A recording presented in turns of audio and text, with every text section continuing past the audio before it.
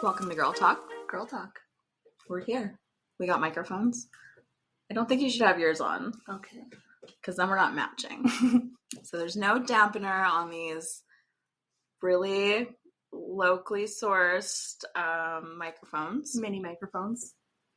But you know how it goes.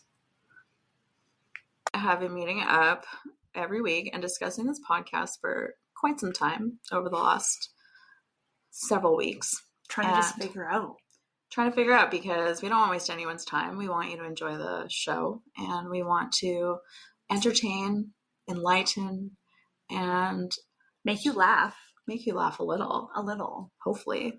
So we thought what better topic to discuss than drugs. And so both of us are on Vyvanse. We just started. Well, actually, I just took one of Ash. So just being real with you, I do not condone the use of illicit substances, or if you're not prescribed by a doctor, always do what's best for your health. I know that I am very ADHD, and I honestly just haven't had a family doctor in so long. Mine actually passed away pre-COVID, so I have been to some therapists, though, and my ADHD has been prescribed that way. And I have tried other ADHD medications. So, she just got her prescription. I'm on day 4 or 5. And we're seeing some side effects that we're not quite sure if it's the right one. Yeah. I mean, there's some benefits, definitely. Immediately, I noticed the quiet inside my brain, but the side effects are pretty gnarly for me. The gut region. Yeah, the guts, and I can't eat. And I'm like, I could be so hungry, make food, sit down. Nope, don't want it. And anxiety. I don't really struggle with anxiety much anymore, but in these last 5 days, it's like, it's rearing its head pretty gnarly, and I don't appreciate that much for no reason either. So I'm not a fan of the side effects. It is a stimulant on another level. I mean, it's a methamphetamine essentially, and I really don't want to mess up the pharmacology of it. But it's like a derivative of a methamphetamine, which is interesting because I saw something today which was talking about Requiem for a Dream, like just unique things about that film. And one of the things they did was that they did so many quick clips in it to replicate extreme addiction. And like on average, there's like 600 and something clips. So I can't quote it directly, but on average in a film, there's 600 different like takes, clips, scene changes. In Requiem for a Dream, there's like way more than that. And I thought that was also really interesting. And so in Requiem for a Dream, if you haven't seen it, it's a meth addiction with his mom. There's also heroin and things like that. But as we know, like historically, meth was prescribed to housewives and stuff to make them more productive. And so I just think it's interesting that it's like a new iteration of that, just like branded different, sold a little different, and it's a little different compound, obviously. It's still a Schedule II drug, though. Ashley works in healthcare. Yes. We should say that. She's not a nurse. I'm not a nurse. But she did take a certificate program? Yes. For unit clerk. Medical office assistant, unit clerk. So she knows some terms. She knows the culture. Actually, she gets an interesting perspective, too, from the culture, because she's like the hub at the hospital. Did you know that the hospital's address is 666? Yeah, 666 5th Street. What do people think about that? Depends on the person. Some people don't care. Some people come in. Some people call and harass and be like, do you guys know 666? Devil, demon. I mean, it is kind of interesting in such a Christian town that's what they built the hospital.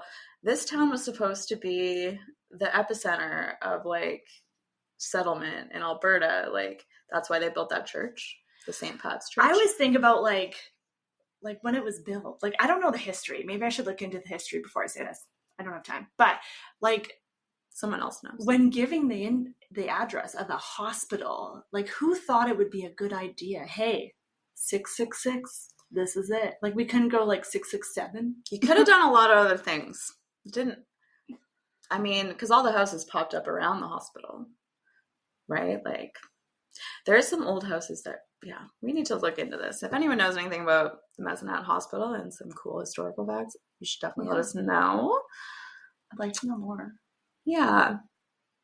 Healthcare is quite a topic. It's quite a dividing topic, actually. There's moving parts of it, though. There's so many aspects of healthcare. Did you see that doctor just died? Yes, I did.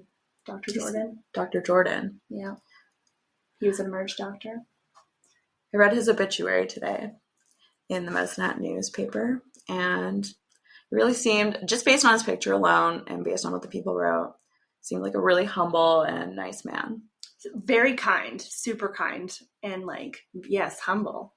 And like, it's too bad because I feel like there's a lot of a-hole doctors. I actually had a friend tell me today that I had coffee with, that his doctor in Lacombe is like an obese 500-pound asshole. And like, that's the only doctor he has access to. And actually he was just taken off his list because he hadn't gone there in so long. Yeah, I mean, there's a lot of doctors out there who do the job well, and like, bedside manner is huge, right? Obviously, and it's great. But then you have other doctors who kind of sort of have what I call a God complex because they're doctors and they're like, you know, go to school for so long and they know all this stuff, which rightfully so, I understand, but also be nice, like have some more compassion, be more understanding of this day and age, which a lot of. And we are kind of like gendering, like typically male doctors we see, but of course there's women doctors.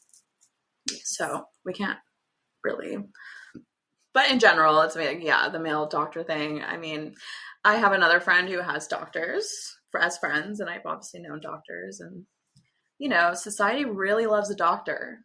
And as the flip side though, I feel like as a doctor, they have so much more, what's the word, like to uphold, right? Like we go to them because they have the answers.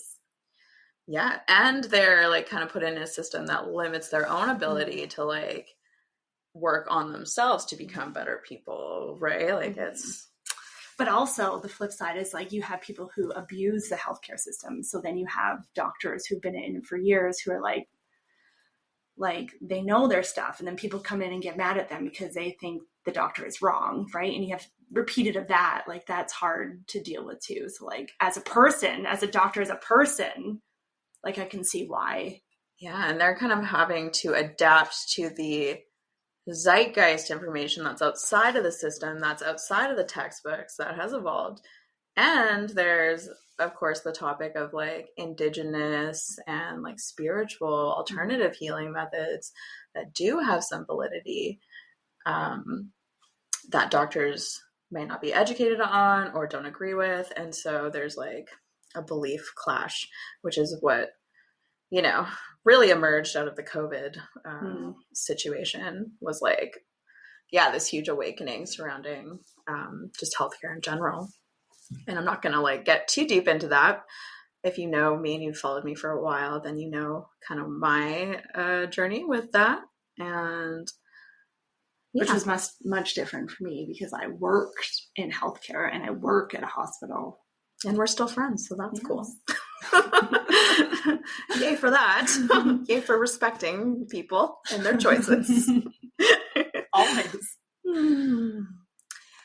Yeah, so I don't know. I feel like the Vyvanse, I took it quite late in the day because I knew that we were doing this, and I've been having a really hard time sitting down at my computer to deal with just like processing the video files and like sitting down. I've been job searching and just flying by the seat of my pants a little bit. So I don't really want a real job. So I know podcasting is not really a career, but we're going to make it a career. You know what? I think Medicine Hat, and I think many of you would agree, that we need more perspectives, more stories told, more positive, just about topics that matter, topics that, mean something. Because I know there's so many people in Medicinet that really are intelligent and they have values, and there's so much history and heritage here. And I just think that there could be more of that. So that's what we're trying to do. And we're probably not going to keep this like a long episode. We just kind of want to give you something, and we wanted to just get something out there. So I think that's that. Yeah. Something easy to digest, and you can decide if you love us or hate us. Not too soon. We got so much to bring to you. We got more. So much more. And like, her and I have known each other for quite a long time, and we got stories. Stories, thoughts, opinions, gossip. Oh yeah, that's another thing. So there's a really common view here that gossip is like a toxic thing, and it can very well be. And I am here to say, and I think I said it in a comment somewhere, but anyways, I'm just here to say that gossip and rumors are society's way to inform others about politics, about men or women who are dangerous. So it's a way to stay safe. It's a way to stay informed. It's a way to learn and grow also. Right. So we're not going to try to, say facts that aren't facts. Like, I have a background in journalism. So I have, taken a journalism ethics course, and I plan to uphold that. So I'll be transparent and all of that. But, I kind of want to talk about some scandals, because we know Medicinet does love to gossip. And I just think there should be no shame in the fact that we do that. I agree. So that's Girl Talk for you. Girl Talk. Welcome to the Culture Shift. Oh, and I did start a YouTube channel, and I'm going to post it. We'll post these videos on there. We'll be on TikTok eventually. I have a personal account there. I'll be doing some vlogging. I'm going to try harder to do that. That's the point of this for me. We're getting Ashley out of her comfort zone, but she's an amazing support for me, so we appreciate her. That's it. Thank you for joining us. Yeah. Have a great night.